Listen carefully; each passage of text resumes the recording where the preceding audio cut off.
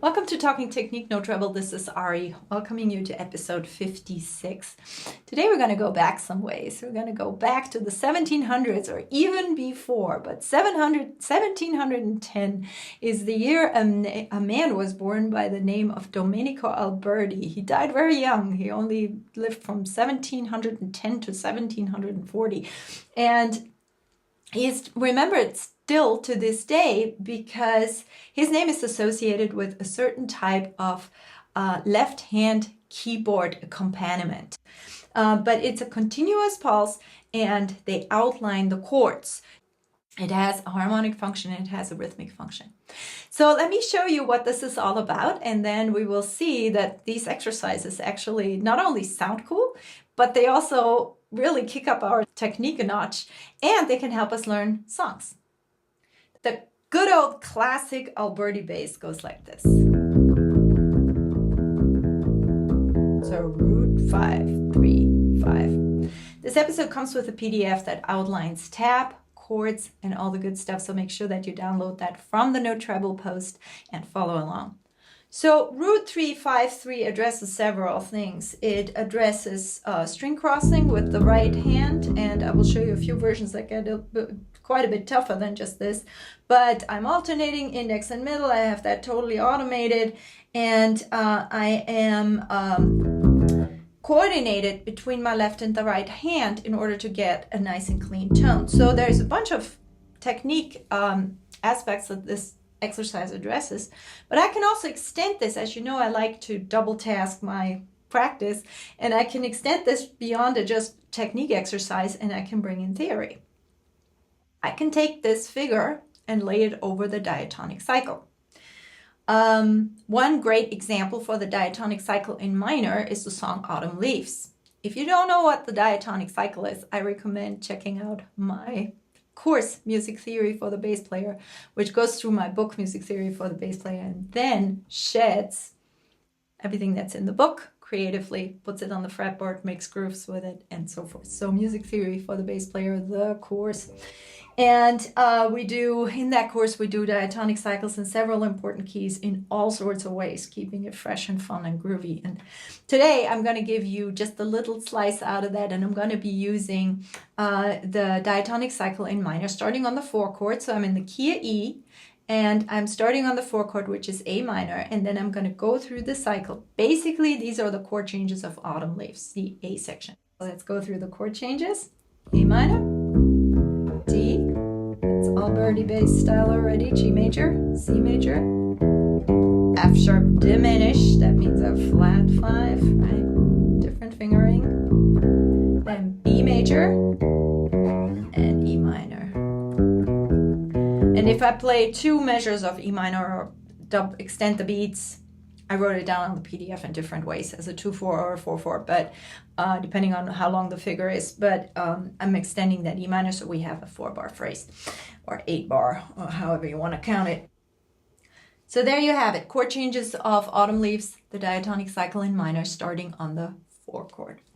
And yeah, let's do that with the metronome, and then I'm going to have several variations of this exercise for you to explore at varying levels of difficulty.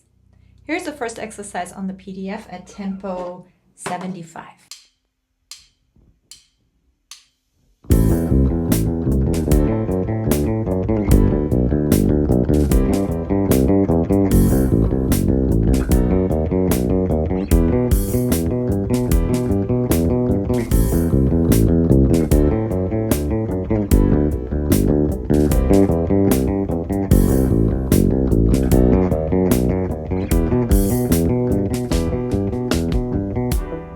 Okay, let's do a variation of this Alberti bass line. This one is starting with the 3. Rather than going 1, 5, 3, 5, I'm starting with the 3. 3, 1, 5, 1.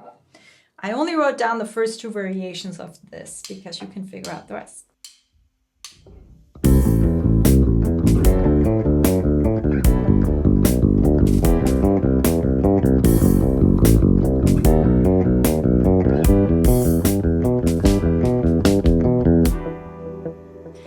course, we can come up with a variation that starts on the 5.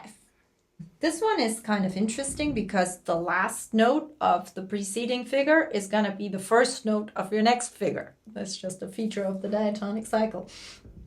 And thinking ahead is really the ticket. This kind of configuration particularly sheds the ring finger.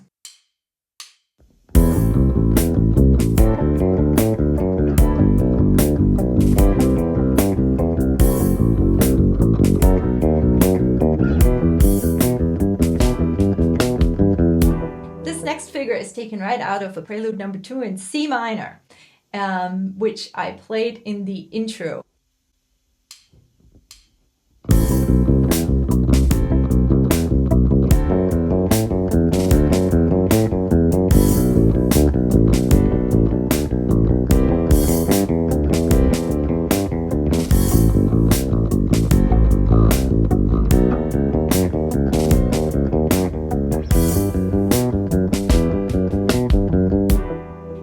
To get the technique going, make sure you're not over gripping, make sure to stay relaxed, take it slow. Sometimes the fingers hold us back, sometimes the mind holds us back. So make sure you wrap your mind around the sequence, the major, the minor, and make sure you take it real slow and understand how the notes fit together. If you find yourself, really cramping up and crawling into the bass and just trying to push through, then take a deep breath and step back for a second mentally and then try again, because there is no way through this tension. We have variation 4. Variation 4 is tricky because now we are jumping the octave, we're jumping over the strings. So I have to go further with my right hand, and so it's string crossing times 2, and then I'm going to the 7, and then I'm going to the 5. So that means I am, working the string crossing in the right hand, of course, and in the left, because my finger is staying on the same fret and jumping the fret. So it's a good workout. It's a great workout. Again, I wrote this one out in its entirety, and the formula is 1-8-7-8-5-8-7-8. So again, you can break it down into 2 parts, where the first one starts with the root, and the second one starts with the 5, and the formula is 8-7-8.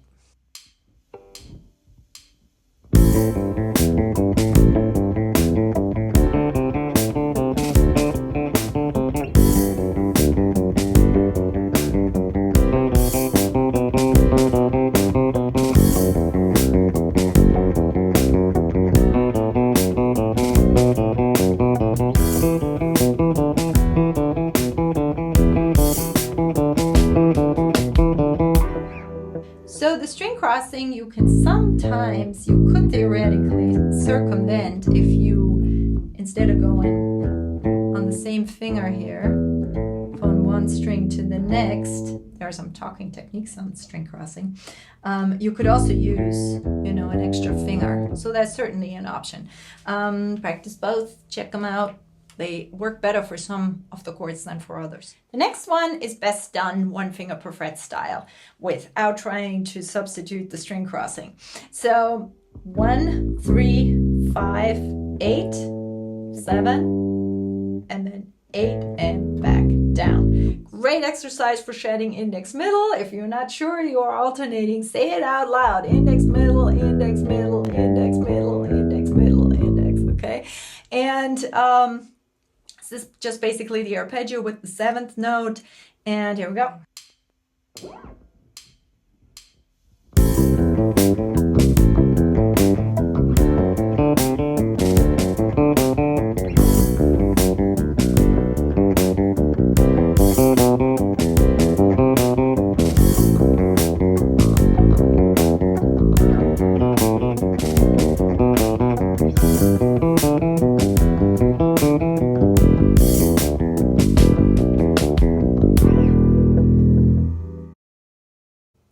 Great stuff for your technique, and there's a reason why these kind of figures have survived for so long. They just really work, and it's very educational in terms of learning walking bass. It's great for our technique, left hand, right hand, string crossing, index finger, middle alternating, thinking ahead, very important on exercises like this. I encourage you to learn a standard like that. You know, if you want to learn your changes walking style, why not throw some Alberti Bass in there and practice your technique that way? Will sound interesting, will be inspiring, and will surely help you get those changes down as well as work on your technique. Music Theory for the Bass Player, the book, and Music Theory, the Bass Player, for the Bass Player, the course, will set you straight on the theory and will also help you with the technique. We do a whole section in the course is dedicated to technique. It's called Finger Kung Fu. And you just pop in the video of the day and you can play right along with me. So check it out at respacblog.com. Thank you very much for watching. This was Talking Technique, signing off. Cheers.